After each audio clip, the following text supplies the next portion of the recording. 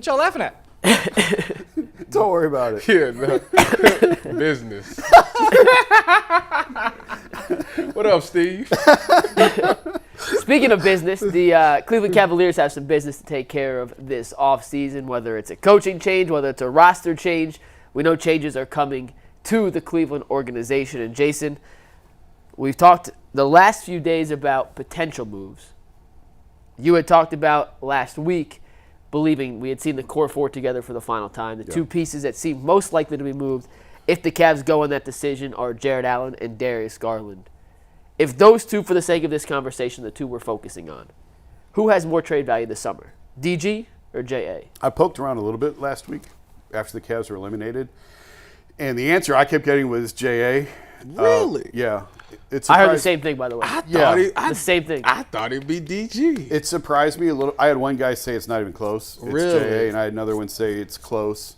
I thought it would take. I kind of felt it would be DG because with JA, you kind of know what you were getting. Like, he's reached his ceiling.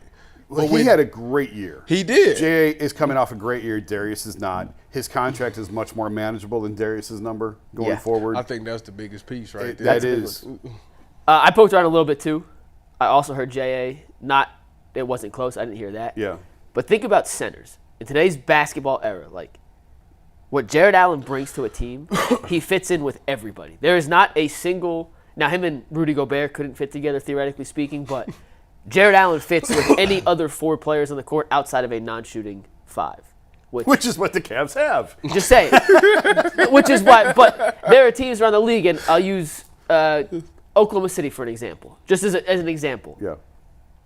I think they'd be willing to overpay for a player who fits the exact stereotype of what they need, which is a guy who doesn't need the ball on offense, who can play defense, and who can rebound, who would fit perfectly alongside a Chet Holmgren-esque player, where his value is significantly higher, or not significantly, but is marginally higher because of the lack of guys available at that position. For Darius to thrive, if you're going to trade for Darius, I think you have to make him your primary ball handler. I don't think he's going to go to a situation where he's splitting the backcourt duties and the ball handling duties with another ball-dominant guard. Want. That's what they want. Sounds like Clutch wants. Yeah. And the amount of teams who have that open primary ball handler slot are few and far between. You're looking to trade for a top 10 center or a top 15-ish point guard. But see, and there's more good point guards in the league than there are centers. My thing is off that Allen is – all right, so in the NBA, there's essentially – 4 dominant centers, you'd say. 3 to 4 dominant centers. Jokic, Embiid. You can count Giannis. He's not a center, though. Well, but he plays the 5. Do you count Cat as a center? I think he's a 4. And I wouldn't count him dominant either. I mean, the next best center in basketball might be Wemby. All right, so that's 3 people right there to where if you play them, they're getting 30 points no matter who. It doesn't matter. But Wemby's in a different – if that's where you're going, Wemby's not in that category yet. Like, so he's not going to stop the dominant center at any point. Like, they're going to score regardless. So what's the point of trading him to where DG – if DG gets back to being who he was, the all-star version of him, he can change games. I don't think – Allen changes the game. The question isn't at their peak who has the higher trade value. It's right now who has the higher trade value for the Cavs. That's baloney. And I'll tell you, trade for him. That's baloney. We both talked to different. We talked to very different people. I told you, Darius. We both are the same thing. Darius is something happening with Darius this season. I'm telling y'all, something just wasn't right mentally with him. I don't disagree. Like there's no way that this guy goes from everybody in the NBA saying this dude is next. Like he's really that good to what we seen for the remainder of the season. Like I refuse to believe that's who he is. Like I don't think that's him. So I feel like if he does get traded, whoever gets is really getting a steal because I think he's going to go back to being the guy that he was, a good facilitator. He's going to put his weight back on, be able to finish at the basket, and he's going to hit them shots again. So I think that would be the more valuable guy. But if you're talking about just doing numbers and all of those things, then yeah, J.A. obviously is the favorable one because of the numbers and him coming off of a great year. In the right situation, Jason, tell me if you disagree. Like I think Darius could get back to being all-star level Darius. 100%. Like, I think this was more of an anomaly I think if Darius than the regular for Darius the rest of his career. If Darius went somewhere like Orlando or the Spurs or maybe the Heat, like something like that, like I feel like he'd do well. I think he'd be a really good player. I think he'd go back to being the guy that he was. He's making almost $37 million next year. Yeah. That's a lot of money to match in NBA contract trades, which the money always has to match in the NBA. That's going to complicate a deal. The Cavs, he's not coming off a great season, so that is going to suppress his value a little bit. The Cavs can say, we're not trading you. Oh, that's what they should do. They can Greg they can Popovich do that. started that trend. The Cavs could say, you're under contract to us for the next, 3-4 years, whatever it is, and you are a valuable piece What are you to going to we do, sit out? We are not going to trade you. That can happen, and we'll just have to see how the rest of the summer plays out. But I don't think this is they're returning this in its current form of these four players and JB as the coach. There will be some change of some sort. It has to be. How deep the changes go, we're not going to know until July. But I do think that there will be some sort of change. If the Cavs ran it back as is, that Insanity. right there, that's insanity. That is the I actually definition think of it's- insanity. I mean, Don't do it. I'm just saying. Don't do it. Can you imagine if? No, I can't. Just imagine if Kobe walks out and says, "We're not addressing this crap," and the crap being what I'm part of. Yep. We're not addressing this. We've got a great young team. We'll see y'all next year. With everyone, coach and everything. And walks off. It'd be a power move. I would sit there. It'd be a power It would be move. a First of all, power move. You would have some disgruntled people. It would be a power move to say, "You think Pat Riley can't do that?" Walk out and say, "Listen, We ain't the shit. we ain't talking about this. We've got a great young team. We've made progress every year. We'll see you in September." There's no. First of all, you can't do that. Like You can, though. no, It's not going to happen, but you can cannot. do it. You can. It won't happen, But you can, yeah. They will out. Somebody, I ain't gonna say me. Somebody will egg his car if he does that. I'm But telling you right. They will TP his house over and what egg piece? his car. Over what piece? Then there ain't gonna be no changes made. The players or coaches, though? Either. But really, it'd be the coach thing. The coach thing, they'd tear this city up. They'd tear this city. It's been too many times that I've gotten the chat or I've been on social media with the hashtag FireJB. They've been saying it for 2 years. There's no way that this man survived. There's no way. Now, player-wise, maybe they can fix something. They can work something out. But if what you say is true about the players didn't respond to him and, Donovan had issues and all of those things in the article, if that's true, then there's no way that you can do that. You can run back with him. Tell the players, shut up, knock it off, and go back to work. I'm just saying. It's. Nobody ever said this about Popovich or Spoelstra. Riley told LeBron, shut up and get back to work. I'm not firing Spo. He tried to get Spo fired. Yes. Really? Yes. LeBron tried Before- to get First year in Miami? man. First year in Miami? Oh, wow. And Riley- Pat told him to Riley shut that. told You know him, what? go back out there on the court. Yeah. You let me worry about that. Maybe they can. You go play. Kobe ain't got that much clout, though. Well, that's Kobe, another. That's has another Kobe Kobe's not ever, Pat Riley. has let's be Kobe honest. ever been like a part of a championship? Yeah, 2016. Okay, outside of that, that's that. No.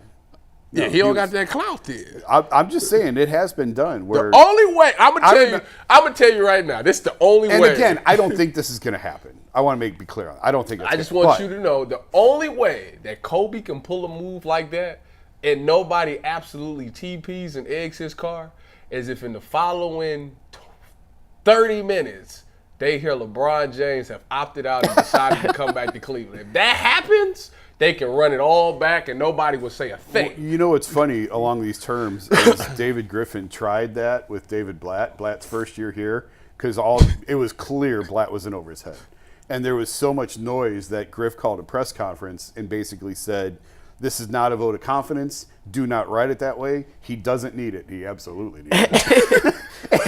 and Griff tried his best to tap everything down and say knock off this shit and get back to work. And it worked, and then they fired him anyway. They fired him a year anyway with the team in first place. Back to the initial question real quick of the Garland Allen. From poking around, did you get a sense of what the value might be for either one of those guys? I mean, I know it's a sliding scale, team dependent, but Yeah. I mean, no, I didn't really get that specific. I was just asking in generality which player is more appealing right now and which player would bring back more value, and the answer was J.A. You know, obviously they need wings, right? Obviously they need playmaking wings. Will a non-shooting big on a good contract? That's a good contract. A great contract. Yeah, and it's going to get better as it goes on. I think he's got, I don't know how many years he's got left. 3 more. So that's great value there. But does a non-shooting big bring you back a playmaking wing? I don't know. I guess we have to look deeper into the contracts and see what other pieces fit around it. It's funny. I think Allen, if the once again, just for the sake of this conversation, if the Cavs trade Allen, I think it's for draft picks. If the Cavs end up trading Garland, I think it's for like tangible assets more than it is for draft picks. If they trade Garland, it better be. I would think that they would be trading it for size. Like they got to get the You'd have to trade for a 6'7", wing. 6'8", You need a wing. something like that. It got to be because you got small Donovan and you want to surround him with height, with taller players. The issue is 6'7", 6'8" wings that can shoot and handle and create. Don't grow on trees, and when they do, they are very often not traded. Those or very are often starting traded. quarterbacks in the NFL. Paul George just signed him. He's a guy that He ain't coming. yeah, I don't think him. But there's a couple of teams. New Orleans has a plethora of wings. Gordon Hayward said he wants to show people that he's. I think he's a free agent. Gordon Hayward is 178 years old. I know, but he said that he was upset that he got no playing time at OKC. There's a reason why. I know. Has he played the same since he got hurt? No. Yeah. Not even close. He signed a big contract in Charlotte because they had free agency money they had to spend. But he hasn't been anywhere near the player. You know the story I heard about Gordon Hayward? The Cavs had him on a visit in 2014, the summer of 2014. I know. When they were going to draft him? He was a restricted free agent. They brought him here, schmoozed him, wined him and dined him. And LeBron said, "I'm coming home." Rich found out that Cavs were prepared to make him an offer, and Rich basically called the Cavs during the meeting and was like, "What are you doing? Just be patient, please. Like, what are you guys doing?" And the Cavs shook Gordon Hayward's hand, put him on the plane, sent him on his plane. No offer. That's And a couple weeks later, LeBron came back. That's crazy. Was playing with the trade machine this weekend on the flights. Yeah. Allen's contract fits in a lot more trades than Darius's does. Like True. the $17 million difference. Which is why I disagree with the draft pick thing. But go ahead. Continue. Well, I just think the teams that need Allen. Now, there's a couple except we don't have to dive super deep. Like New Orleans is a team that I think could be interested in both, by the way. Yeah. Allen and Garland. They need a center, they need a point guard, and they have wings. Like that's a natural trade partner. Especially when you consider who's running both teams. Yes. So like there's a little more. I think San Antonio also is a team. Yeah. That could fit for both. Yeah. Because I know San Antonio has said they want to put they don't want Wemby to play the 48 minutes a night for 82 games. Right. He's not physically ready. They need a traditional 5. They also need a point guard. I think that could be a team with both. Because of the money, Garland, you have to piece together a couple of contracts. Yeah. You could piece together a couple of mid-level contracts of guys who have already been paid, not necessarily on rookie deals, to get to 37. Easier it is to get the same return for Allen because then you're going over 20, if that makes sense. Actually, it's harder to get to Allen's number because 2 + 2 doesn't equal 20. Yeah. In today's NBA, 2 and 2 equals 30, 31 more often than 20. Right. But the list of teams that need a traditional center and a true point guard, it's not a ton. And then if Cleveland is going to trade Darius, for example, Orlando's a perfect fit. I can't see him trading him to Orlando. No. I can't see that's right in the Eastern. That's what I'm saying. Although they Like, tray Kyrie to Boston, so they've done it before. that's actually, I didn't think of that's a good point. But and I don't want to get too deep into the weeds on this. I'll probably write about this in a few weeks. But the league is constantly changing, and it's about to change again. And some of the people I've been talking to, nobody knows yet what this is going to look like on the other side. But this new collective bargaining agreement is very punitive to teams that are trying to. You can't really build super teams right now with the way that the CBA is structured. And Second apron of luxury tax. yeah, You told me about and rookie contracts have always been valuable in the NBA, but they're even more valuable now. And this could be the first iteration of what this really is going to look like going forward. I think it's going to complicate trades. And honestly, I'm still like trying to get all the information and dig around on this. It's deep. And get more. But from teams that I've talked to, like it's going to be harder to make these types of trades that we're talking about going forward just because of the cap implications and because of the new CBA. So it's going to be interesting to see. And there's some draft picks you can't trade. You have to wait longer. Like seeing a return that the Nets got for Kevin Durant or that Utah got for Donovan Mitchell and Rudy Gobert. Yeah. Like putting those all into one now is going to be even more difficult Right. because teams don't want to pay that second apron of luxury tax. Yep. If you're in the second apron, you can't get a buyout guy. There's certain other things you can't finagle. But I think both have value. And I think when you look big picture, I think Twitter and I think a lot of even some people on our show have made it seem like Darius Garland's trade value is way lower than it actually is. I still think he has legitimate value on the open market. I just think Jarrett Allen's a little higher. So do you keep him, Garland? If say that Jason's article is true. Yep. And What do you mean say that it's true? Of course it's true. okay. Yeah, that's kind of disrespectful. That's honestly the most disrespectful he's ever said. I'm just messing with him. You have to couch it that way in person. Okay, Jason's article is true, and Darius wants to be traded. Well, hang on. Before you get me, before you get me aggregated, if Donovan resigns, there's the potential for that to happen. Okay, say that happens. Okay. No, you say it so when it gets aggregated properly. This is what I be talking about, man. No, just sit back and let me just set the table. Let me set the table. Don't interrupt. All right, go ahead. Say that Donovan comes back and Darius decides he wants to be traded because he don't want to do this sharing of the ball stuff. Do you think it's the Cavs' best interest to say, go sit down and we keeping you under contract, you got to play here? You think that's the best thing, or do you think they should try, if his value is so low and they won't get what they should get, should they still even trade him? I don't think they should. I think they should. You just keep the two. Yeah, you try and work it out because. Is that regardless of the return, or is that if his value's so low in Tyvis? I mean, you always have to look at the return, right? You always have to look and see what's out there. But Yeah, like say the return ain't to you. When you look at it, you like, that's not going to help us. Because we've seen it work with Darius and Donovan. It worked last year. Right. It worked, we weren't having this Yeah. conversation last year, so it can work. I think yes, we were. I think it's more. I actually think it's more imperative to break up the front court than it is the back court. I think it's more I agree. imperative to move on from probably Allen. Jarrett, given everything that's come out over the last week. Yeah. Keep Evan, build around Evan, and if you have to pick front court, back court, I would break up the front court and do my best to try and keep the back court intact. So forget the core four, keep a big three.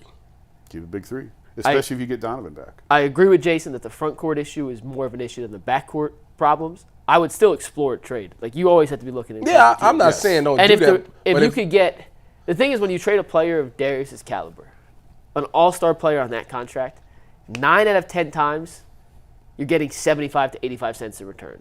Now, that's 75 to 85 cents of whatever you believe Darius is, but it rarely is the instance where you get equal value for the player. Trey you're sending out. Murphy.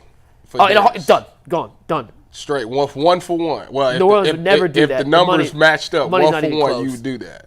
I would not. Trey Murphy's my number one guy. Okay, I'm I just want this asking. offseason. Like, I'm just yes. asking. But New Orleans wouldn't do that, and the money doesn't work. So that's not a realistic, or not a plausible situation. It's realistic that those things be involved. I would explore.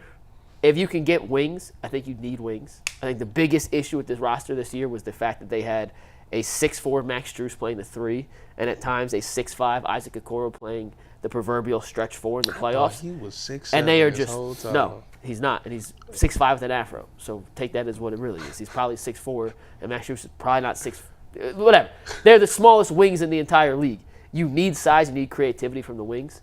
It helps when you have one center to break it up, but if you trade Jarrett Allen, I'm still not sure Evan Mobley's ready to be a full-time center, 82 games, I don't think and in he the playoffs. wants to be. Like, you still need to find some sort of other big to replicate some of the minutes when Evan's off the court. I don't think Donovan's a point guard for 82 games of the season.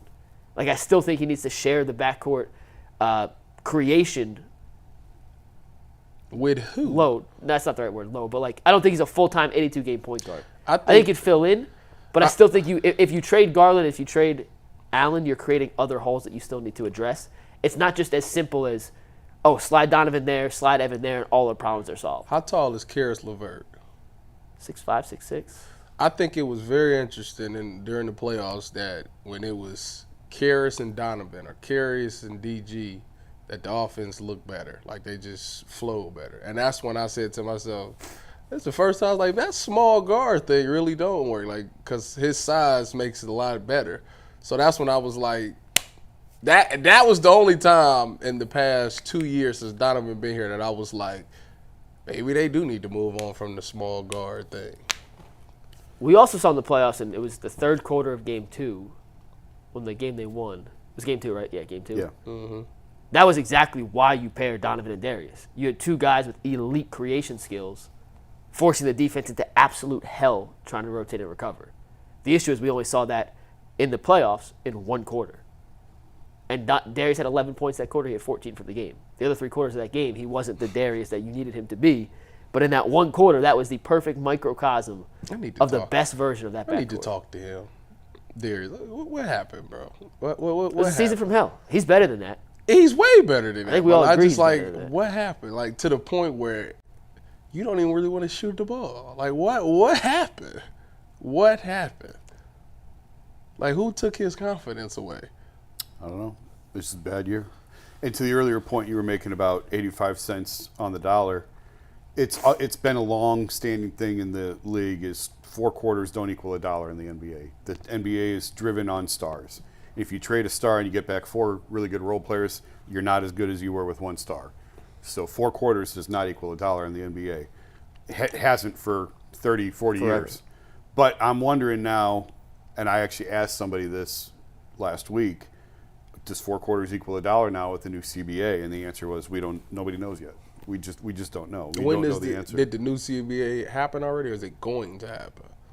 No, it's in effect now with the second apron and everything. Okay. But we just haven't seen trades yet under it like we're about to. So like this will be the first We're year. just sort of entering now into what this is going to look like.